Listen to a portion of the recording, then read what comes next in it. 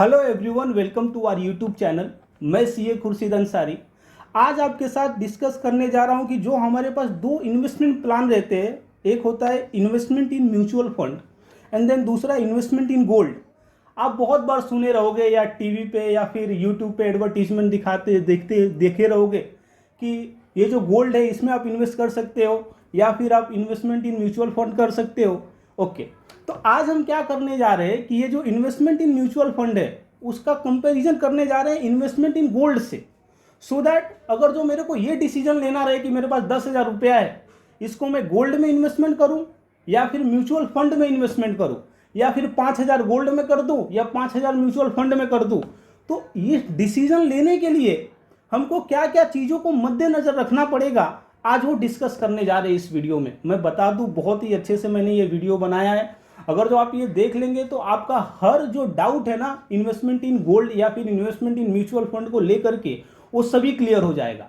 Okay, तो आगे बढ़ते हैं और चीज़ों को बहुत ही अच्छे से समझते जाते हैं। देखिए, सबसे पहले हम बात करते हैं कि क्या क्या टाइप्स है और क्या क्या ऑप्शंस हमारे पास अवेलेबल है अगर तो मैं म्यूचुअल फंड में इन्वेस्टमेंट करना चाहूँ तो, या फिर अगर जो मैं गोल्ड में इन्वेस्टमेंट करना चाहूँ तो। ठीक है, देखिए, जो म्यूचुअल फंड में इन्वेस्टमेंट होता है या तो वो इक्विटी फंड में होता है या तो फिर वो डेट फंड में होता है। इसका क्या मतलब होता है मैं आपको एक एग्जांपल के थ्रू बताता हूं। देखिए, ये हम लोग हैं। ओके, अभी क्या हुआ, हमको शेयर मार्केट का नॉलेज नहीं है, तो हमने क्या किया, हम म्यूचुअल फंड में लगाए। क्या किया हमने, म्यूचुअली, ये सभी ने म्यूचुअली एक फंड जुटाया और ये फंड क्या किया, म्यूचुअल फंड कंपनी को दे दिया।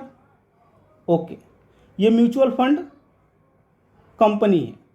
अब यहाँ पे एक मैनेजर बैठा हुआ है। ये मैनेजर क्या करेगा, आपके म्यूचुअल फंड को इन्वेस्ट करेगा। अब देखो, ये जो इन्वेस्ट करेगा या तो इक्विटी में करेगा या तो फिर डेट में करेगा। तो जो म्यूचुअल फंड का पैसा इक्विटी में इन्वेस्ट होगा उसे हम इक्विटी ओरिएंटेड म्यूचुअल फंड बोलते हैं।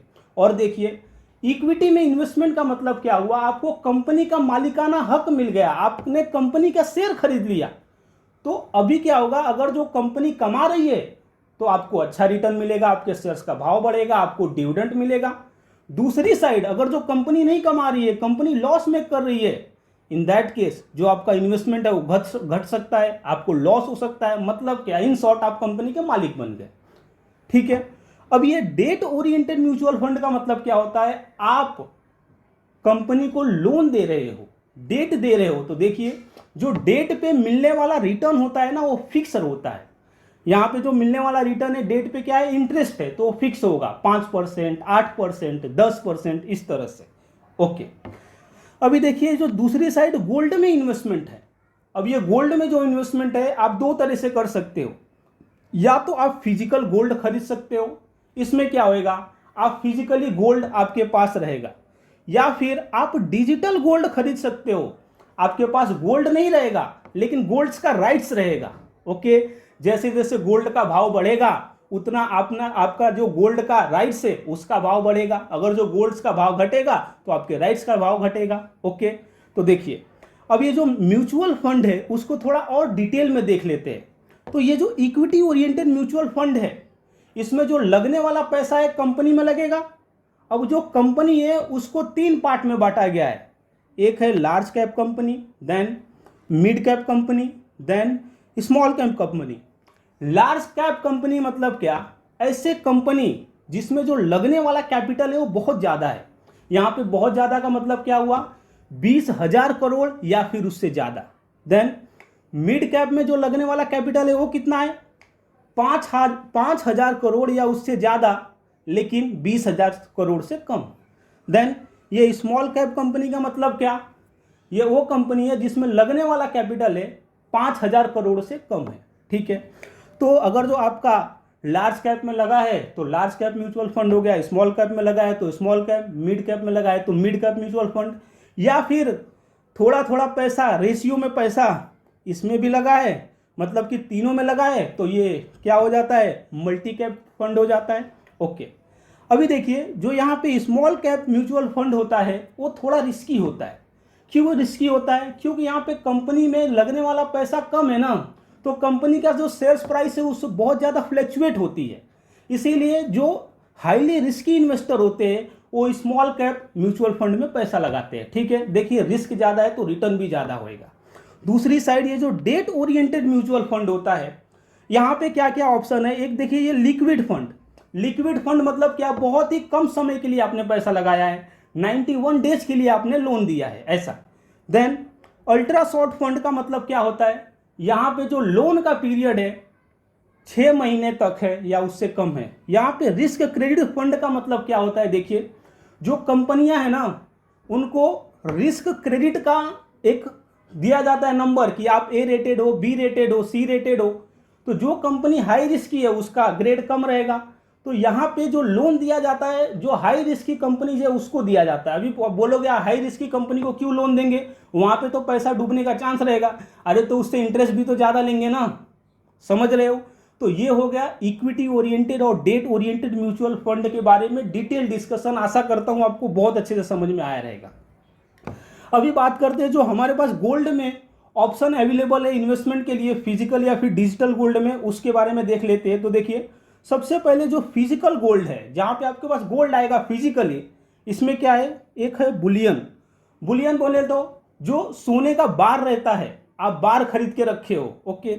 दूसरा ज्वेलरी में आप इन्वेस्टमेंट कर सकते हो, तो ज्वेलरी तो आपको पता ही है क्या होता है। देन गोल्ड मॉनिटराइजेशन स्कीम, इसके बारे में आप इतना समझ लो, यहाँ पे क्या होएगा? गोल्ड आप खरीदोगे, ओके, और ये गोल्ड को बैंक में डिपॉजिट कर दोगे। जैसे आपका पैसा डिपॉजिट होता है वैसा ये कर दोगे। अब कोई बोलेगा क्यों डिपॉजिट करूं मैं खरीद के?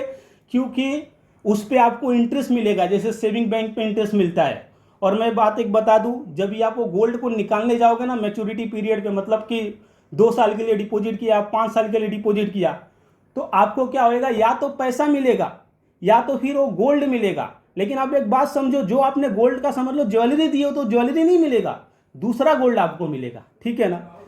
उसके बाद सब बात करते हैं डिजिटल गोल्ड के बारे में। तो यहां पे देखिए क्या होता है, गोल्ड म्यूचुअल फंड। ये गोल्ड म्यूचुअल फंड बोले तो अभी यहां पे जो पैसा था ना सभी ने लगाया था म्यूचुअली, अब ये फंड मैनेजर क्या करेगा? गोल्ड में इन्वेस्टमेंट कर देगा। तो ये क्या हो गया? गोल्ड ओरिएंटेड म्यूचुअल फंड हो गया, okay. Then gold exchange traded fund, ETF का मतलब होता है एक्सचेंज ट्रेडेड फंड। तो यहां पे क्या होएगा? शेयर मार्केट में, शेयर मार्केट के प्लेटफॉर्म पे क्या होएगा? शेयर्स का ये जो गोल्ड का होता है ना खरीदी बिक्री होता है, तो वहां पे भी आप इन्वेस्ट कर सकते हो, गोल्ड को खरीद सकते हो और अपने डीमैट अकाउंट में होल्ड कर सकते हो। देखिए जो तीसरा है ना ये बहुत ही इंटरेस्टिंग है, सर्विजिन गोल्ड बॉन्ड।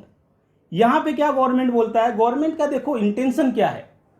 गवर्नमेंट ये बोल रहा है कि आप गोल्ड बहुत ज्यादा मत खरीदो फिजिकल, अदरवाइज क्या होता है इंडिया में गोल्ड है नहीं तो हमको इंपोर्ट करना पड़ता है, और इंपोर्ट करने के टाइम हमको तो वहां की करेंसी में पेमेंट करना पड़ता है, जिसकी वजह से जो इंडिया का फॉरेन करेंसी का रिजर्व है वो कम हो रहा है। तो एक काम करो, एक पेपर पे मैं आपको गारंटी लिख के दे देता हूं, गारंटी दे देता हूं कि इतने का आपने गोल्ड खरीदा है। कोई बोलेगा मैं क्यों ऐसा करूं? तो गवर्नमेंट बोलती है रुको ना, आपका गोल्ड के साथ साथ आपको इंटरेस्ट भी दिया जाएगा जो 2.25 या फिर 2.5% होगा, समझ रहे हैं? तो ये गोल्ड में और म्यूचुअल फंड में इन्वेस्टमेंट करने के डिफरेंट ऑप्शन है। आगे बढ़ते हैं, देखिए आगे क्या बोला जा रहा है कि एज ए इन्वेस्टर आप इन्वेस्ट करना चाहते हो तो इनिशियली कितना इसमें पैसा लगाया जा सकता है। तो देखो क्या बोला जा रहा है, म्यूचुअल फंड में जो पैसा लगता है या तो सिप के थ्रू लगता है या फिर इन्वेस्टमेंट लमसम होता है। अब ये सिप का मतलब क्या होता है? तो सिप का फुल फॉर्म होता है सिस्टमेटिक इन्वेस्टमेंट प्लान। यहाँ पे क्या होता है 2000, 4000, 10,000 पर मंथ आप इन्वेस्ट करते जाते हो, ओके। और ये लमसम में क्या होता है? फॉर एग्जाम्पल आपने 1 लाख रुपया या 2 लाख रुपया एक ही बार डिपॉजिट कर दिया, एक ही बार इन्वेस्ट कर दिया 5 साल के लिए, 10 साल के लिए, ठीक है। अब एक बात समझो, म्यूचुअल फंड ना आप जो इन्वेस्टमेंट करना चाहते हो 100 रुपये से भी स्टार्ट कर सकते हो, ठीक है।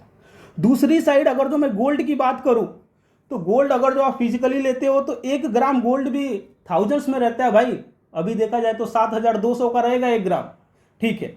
अभी देखो यहाँ पे जो डिजिटल है ना, डिजिटल गोल्ड, यहाँ पे आप क्या कर सकते हो, बहुत ही स्मॉल क्वांटिटी में खरीद सकते हो। इवन जो 1 ग्राम है ना, उसका भी पार्ट खरीद सकते हो। अभी देखो ना, जो फोन पे रहता है या गूगल पे रहता है, वहां पे आपको गोल्ड खरीदने का ऑप्शन रहता है, गोल्ड में इन्वेस्टमेंट का ऑप्शन आता है, तो यही सब रहता है। ठीक है, तो ये तो हुआ इनिशियल इन्वेस्टमेंट, बहुत कम पैसे से किया जा सकता है दोनों में। आगे बढ़ते हैं, अभी बात करते हैं कि भाई ठीक है मैं इन्वेस्ट तो कर दूंगा, अभी इस पे रिटर्न कितना मिलता है। देखिए यहाँ पे जो म्यूचुअल फंड है, जो डेट वाला है उसमें तो फिक्स मिलेगा 8%, 10%।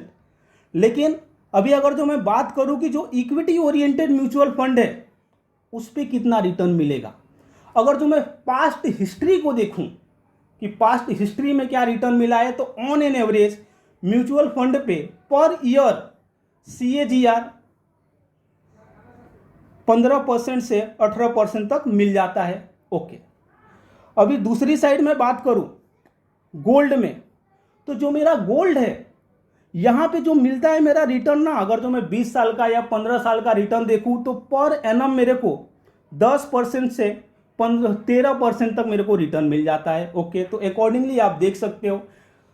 आगे बढ़ते हैं, आगे बात किया जाता है रिस्क फैक्टर के बारे में कि जो इन्वेस्टमेंट इन गोल्ड है या फिर इन्वेस्टमेंट इन म्यूचुअल फंड है, इसमें से रिस्की कौन है। तो देखिए, अगर जो मैं इक्विटी ओरिएंटेड म्यूचुअल फंड की बात करूं तो अल्टीमेटली आपका पैसा लग कहां रहा है, तो आपका पैसा तो बिजनेस में लग रहा है, किसी ना किसी बिजनेस के शेयर्स को खरीद रहे हो आप।